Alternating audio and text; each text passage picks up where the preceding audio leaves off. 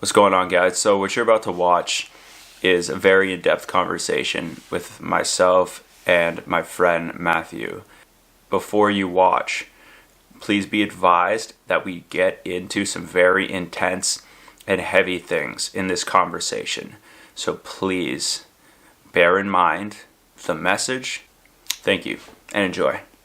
So Matt, brother, I'm really grateful you're able to be allowing me in your house today so that we can kind of dive into mental health for men. So I really appreciate you today being able to share your story with us as it regards and pertains to mental health. And to kind of get us into it,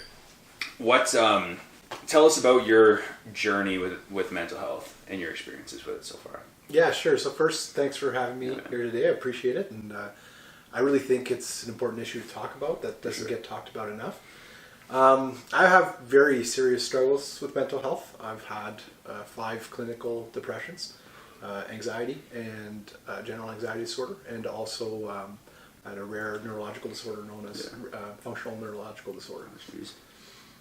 What's that about? Like, tell me what that is for myself who is unaware, kind of the effects of what that is, and then for people who don't know. Sure, I can kind of storytell it a bit. Yeah, please. So like I said, I had 5 big depressions. My biggest one was when I was about 29 years old. I think there's a biological aspect to mental health for sure. Mm-hmm. And I just, when I'm really depressed, I just don't have the neurotransmitters. Like, I don't have the chemicals in my brain that allow me to experience happiness, which is really tough, right? So me, it gets really bad. So like when you talk about cancer, everybody knows stage 1, stage 2, stage 3, stage 4 cancer, right? Yeah. Like, I think mental health is like that, and it's a spectrum.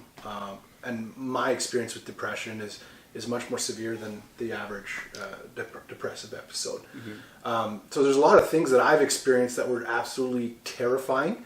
The first time I experienced them, I never heard anybody talk about them. I think it was that much scarier because I thought I was totally alone going through these things. So certain words, like, I didn't know what they were, and as I was experiencing them. So catatonia, for example. Yeah. So catatonia is a state where you're just non-responsive. Mm-hmm. So it's a state where I'm not able to move, I'm not able to speak, I'm just there. Jeez. And I'm fully, like, my mind is there, but I can't move my body and I can't speak. Like, I don't have the energy to move or speak. Jeez, man. What's that like? Terrifying. Yeah. Terrifying. You don't say. Especially the first time you experience it. And like I said, I never heard anybody talk about this. And when you're there, you just don't believe it's possible to ever come out of it. Right? Especially if you've never heard anybody talk about it. Like, how do you go back to normal society after experiencing something like that, right? So when I was 29, it was my most severe depressive episode, which lasted 2.5 years, and which I was hospitalized for. And I think mental health is something that's really tough because it's not something that's visible. So it's an illness it's not something that's visible. It's an illness you receive a lot less empathy for because the wound is not visible. Right. Because it's not understood. Yeah. So you have lack of empathy, a lot of it. A lack of understanding, a lot of it. Stigma. Yeah, that's a big one. Mm-hmm. That's a big one for sure.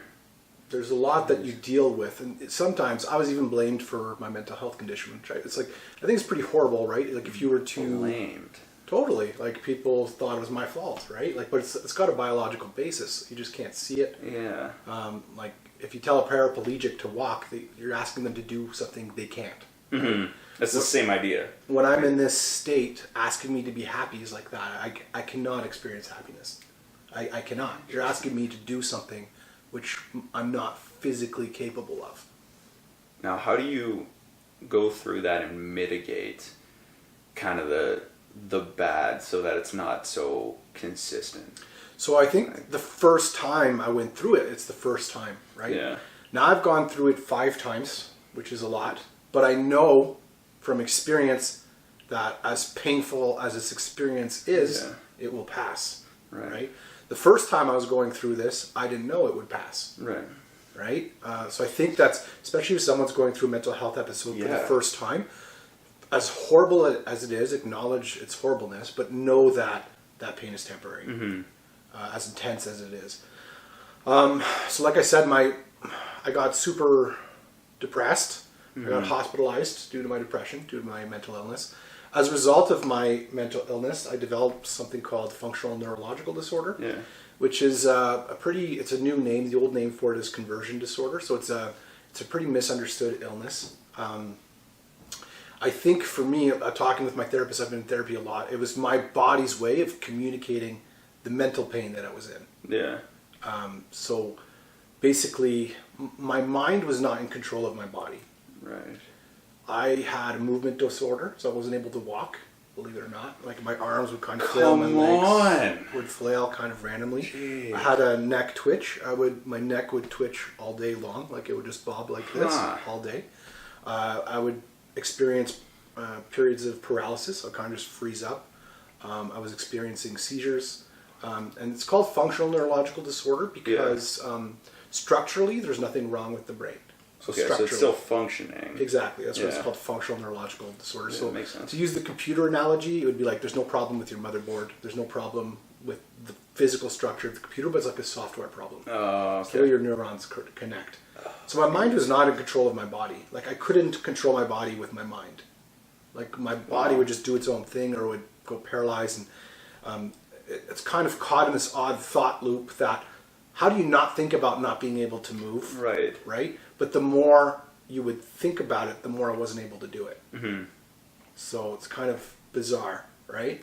How do you not think, and especially when you're experiencing this for the first time, you don't know that. The more you think of it, the more you can't do it. Mm-hmm. And that's just the way my brain was kind of wired, kind of bizarre. Also, all these symptoms were my way, because that mental pain was not visible. It was the way, like I wasn't doing it consciously. It was subconsciously how my body was communicating my pain. Mm-hmm. So I think that's a whole other thing, like what's pain, right? Pain is a subjective experience, right? For sure. So often like people get accused of, oh, the pain is all in your head, you know, especially that's a thing you throw around to basically like minimize the pain that people are in mental health in. Mm-hmm. That's just total bullshit. Facts, yeah. Because all pain is in your head. All pain is in your head. All pain is in the mind. So I'll use the example of MS because I'm swimming for MS right now. They have numbness, right? So that's the opposite where, you know, the ultimate example is if you can't feel your leg, you can jab a knife in there and you won't feel it. Mm-hmm. Right? You should be receiving a pain signal, but structurally, there's nothing communicating it, right? Whoa, so pain is just signals. Yeah. Through like neurotransmitters to your brain. Totally, but I experience the opposite. Or I have a pain signal without a source. Oh, and it's an agonizing amount of pain. And I think it's not understood because people don't see that and be like, why are you in so much pain? But that's the fucking point. Yeah, you know, but you're in a lot of pain with no obvious source, and so people don't really empathize with you. And especially when you're going through the first time, you don't really understand it. So it's absolutely terrifying to have that amount of pain without like understanding it and without knowing where it's coming from.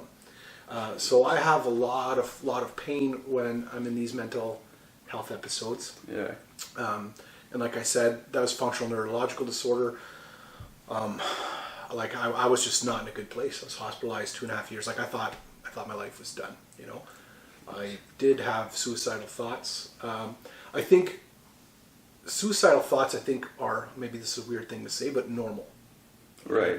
I think we're not comfortable talking about them, but I think we need to, right? And they're not a healthy thought to have. Oh, no. But I think it's a thought that every human being will have in the face of an insurmountable amount of pain. Interesting. The thought that death is better than this, or death is seen as a way for the pain to end. Yeah, an outlet to it. Yeah. Yeah. A way out, I mean. So Viktor Frankl, he's an Austrian psychologist. Mm-hmm. He was in the concentration camps, and he kind of wrote a book. And every single person in the camps thought about killing themselves. Right? Jeez, yeah. So I think, like I said, it's a weird thing to say, but I think it's important to normalize those thoughts. Those thoughts are when you're in a lot of pain. Mm-hmm. Right?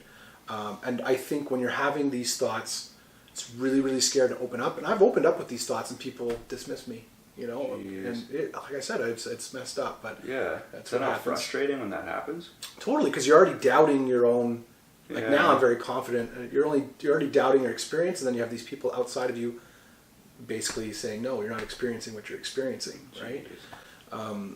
So I think it's a sign from your brain that it's time to seek help. So now when I'm in these pain modes, I know I have to reach out. Like when I'm not well, I'm just totally non-functional. I go fully catatonic. I've kind of observed my mind.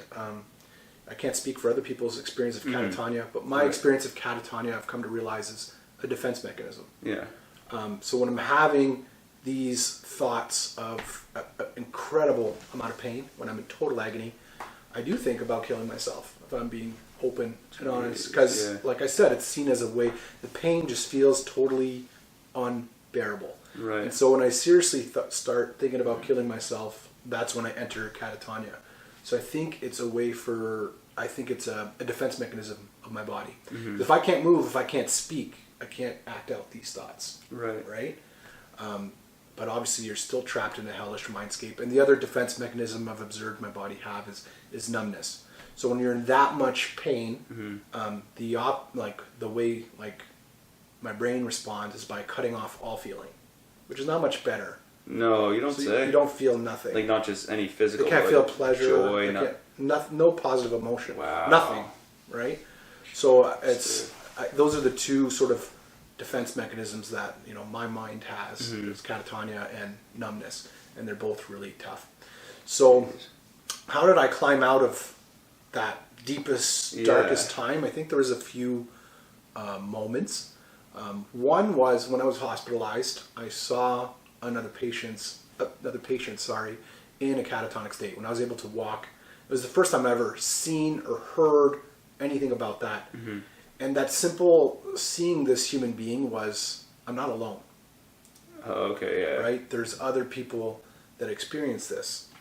And the other thing, he had a guest visiting him, so I don't know if it was a friend or a relative, and it was a very simple act of kindness, but he brought 2 coffees, and he just sat at the foot of the bed of his friend, and, was there for him.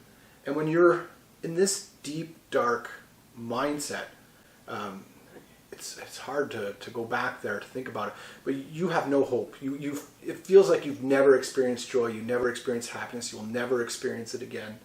It feels like you're trapped here forever. It feels like you're totally unlovable. You think what value can I have if I can't move, if I can't speak? People would just look at me and they would cry. That's how pitiful I looked. Wow. Right? I'm sure that doesn't help you. No, exactly. And you're aware of that energy that you're putting out. Oh, for right? sure. People come into a room with me and they would just cry because they would see how much pain I was in. Right? Wow. And so you're like, what's the point of living? Is kind of a thought that pops up when you're in that state. Probably stays in your head for a while. Totally. But I think that was a moment that I was able to see outside of myself, especially when you're in that much pain. It's hard to see out of your own mind. 100%. Because when you're in that much pain, it's hard to focus on anything else at all. Right. So I saw him being loved, this person, right? Oh, wow. Just this coffee, this person sitting there. And so, very simple, but I thought even if I'm this way, I can be loved. But I didn't think that before. Right, because you don't feel it. I didn't see it, right?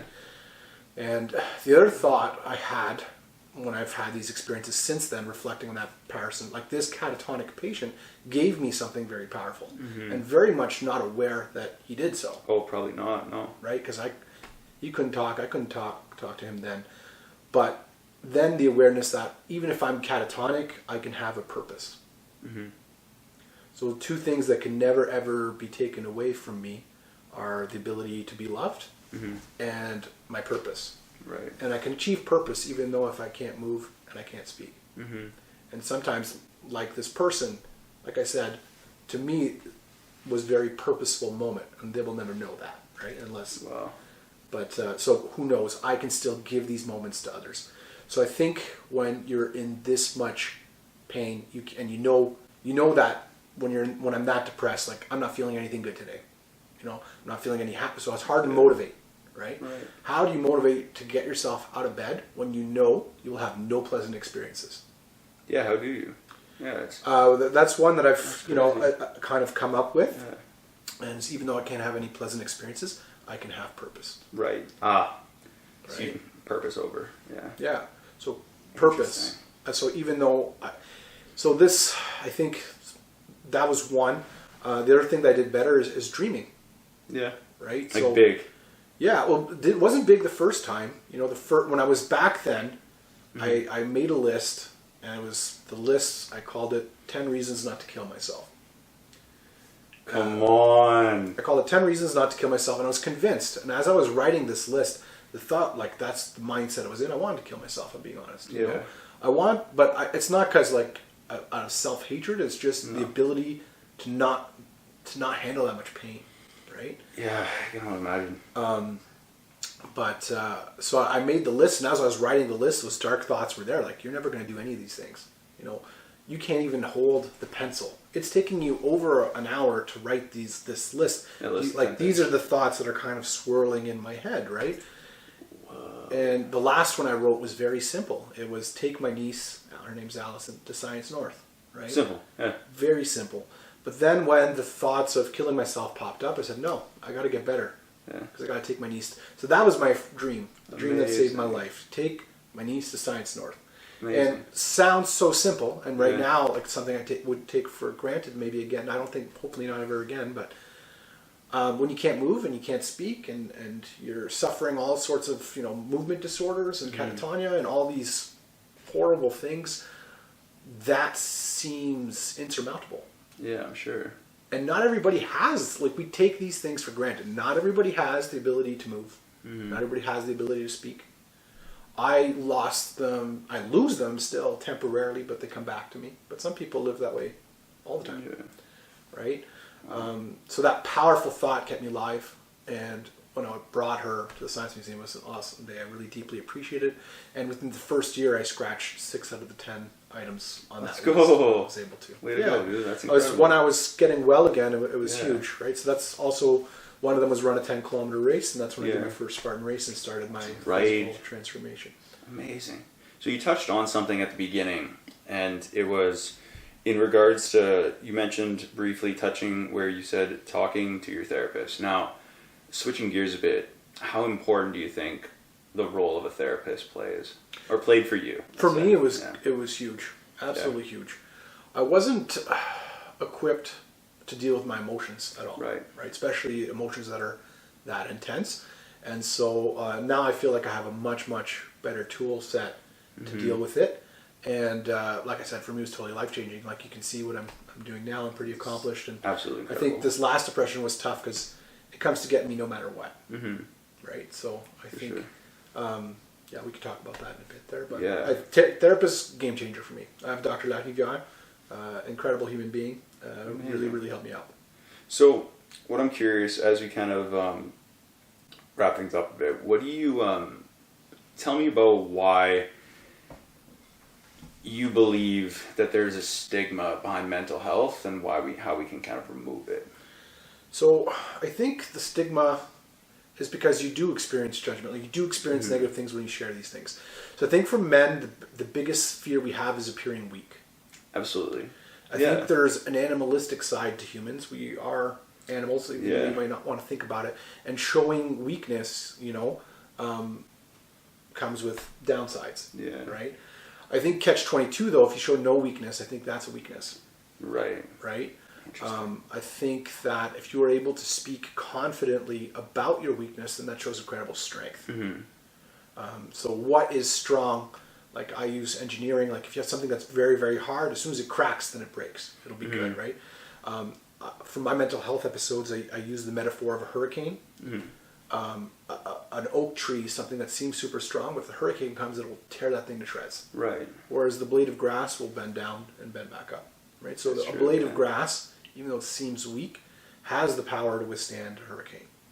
So I think this never show weakness mentality works on the short term, right? But it breaks you in the long term.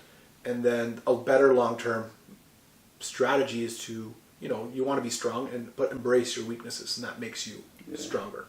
Amazing. So Matt, tell us a bit about your latest episode. Or your most recent one. Yeah, so the latest one came to get me at the end of September. like people go, what's the trigger? What's the trigger? I've come to realize that like no matter how I organize my life, like I think, I don't know for sure, but the fact that it's happened to me 5 times already, I think that no matter what I do, it's going to come get me. Right. Which is terrifying, but the hopeful part of it is I always come through. Right? So, like I said, I call it the hurricane, the mental hurricane. Yeah. And I was teaching at the time, I was teaching high school. And I knew I was off. Like I can sense it. I'm better at detecting it's coming. But that's also scary because I'm powerless against it, right? But I think the reality of being human is there's things we're powerless against. Like, what do you do when a tsunami's coming? What do you do when you're in the middle? The reality is some things we can't control, right? And I think that's what makes it mental illness. You know, you can't be like, oh, I don't want to have cancer anymore, I'm better, right? Same thing with these depressive episodes. Like I can't just will my way out of them. No, as much as I'm sure you'd like to. I think that the message of my life is super strong because it shatters a lot of the stigmas. That it's not weakness, it's not a lack of resilience, it's not a lack of grit. You just got to look at my athletic accomplishments to show that that's all bullshit, right? Yeah, facts. And I think like in a weird way, I think it's good for mental health that this happened to me right after I did this huge accomplishment, right? Because it shows that, you know, I'm human and that, you know, it's an illness. So anyways, I felt it coming on and I knew I was kind of off. I would cry in my car alone at the end of the day, at the end of school. You know, I would just break down sobbing. I'm like trying to think why, and I didn't really have a reason. And I did a race, an Apex Warrior race, and I was able to do it all right. But as soon as I finished, there was zero feeling of accomplishment. And when I got home, I just cried for 4 hours, like just straight, like just real deep, dark. My friend Pierre knows me really well. He's seen me go through a couple of these episodes, so he's kind of like, you don't seem like yourself. He kind of picked up on it too, and kind of validated the way I was feeling. I took a day off school, and I thought like, I need rest maybe. But as soon as I took that day, I just spiraled even deeper and harder. And like I said, I'm like, I can push through it, I can push past, you know. But for me, like I said, it's easier for me to swim across Lake Wanapitei than it is for me to get out of bed and brush my teeth when I'm that sick, when I'm that depressed. Right? Come on. I like anything, any task is overwhelming. My brain just doesn't function the way it usually does. Right. And so once again, when I realize I'm in that much pain, like I just have so much pain, I'm like, this is familiar and I feel like I'm on again. And, you know, all I do is batten down the hatches. I call my support system now and let them know, like, it's back, you know. And obviously that's super disheartening. My life kind of feels like a house of cards sometimes. You know, I like diligently build it to exactly what I want it to be. And then this comes to get me. And it feels, you know, scary. And for a long time, like I meditate, and I was meditating, and I was kind of grim, but I was meditating at my funeral, right? And I was at the end of my life. I was coaching the person giving my eulogy, which doesn't make sense, but you know, it's an imagination. And I told them, like, make sure you don't just talk about the accomplishments and the achievements. Make sure you share that darkness you experience, because that's going to help a lot of people. For sure. And I realized I wanted people to know this part of me, but I was literally scared to death to share it. Yeah. Right? The catch-22 is nobody knows I experience these things unless I decide to share it. Right. Right. So thanks for having me here today. Yeah, dude. I really appreciate it. I was back in my bed, back to being catatonic, felt super defeated. Right? I'm back. Despite all this, I'm back. But once again, I had that perspective that this is temporary. And I was like, why? Why am I experiencing this much pain? Why? Like, that's the question I kept asking. Why get out of bed? Like, why? And the thought of that patient with catatonia came back. And then I thought, purpose. I knew where I was going. I knew it was what I wanted to do. And, you know, like I said, Viktor Frankl, I really look up to. But what made him so inspirational is the hell he went through. Absolutely. The fact that he was able to come out of the concentration camps and rebuild a life is the reason his book is so, like, #1 bestseller, right? Yeah. So when I was in that pain, I saw from a future perspective, and I said, inspiration. It's going to be incredibly inspiring. I think swimming around Manitoulin is incredibly inspiring. I think so, absolutely. But to know that I overcame this makes it even more inspiring. Yeah. And I don't think I would be swimming around Manitoulin if I led a healthy life. Like it is. Yeah. Swimming is a coping mechanism for me. But also, like, I want to give me a platform to talk about these important issues. Right. So I was visualizing swimming 350 kilometers when I couldn't move or couldn't speak. I was visualizing giving keynote talks when I couldn't say a word. I was visualizing myself guiding people out of hell when I was in hell, because I was determined to find the way. So when I said why, I was like, for my purpose. I need to get well, not just for me, but for the people that my story is going to resonate with.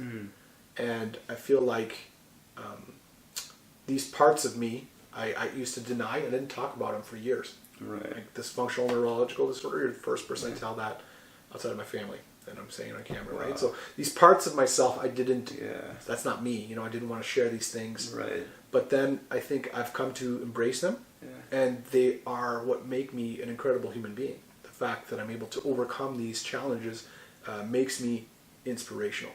And so when I saw this illness from the perspective of being well again, and from inspiring and healing others, Yeah. I was like, this is why.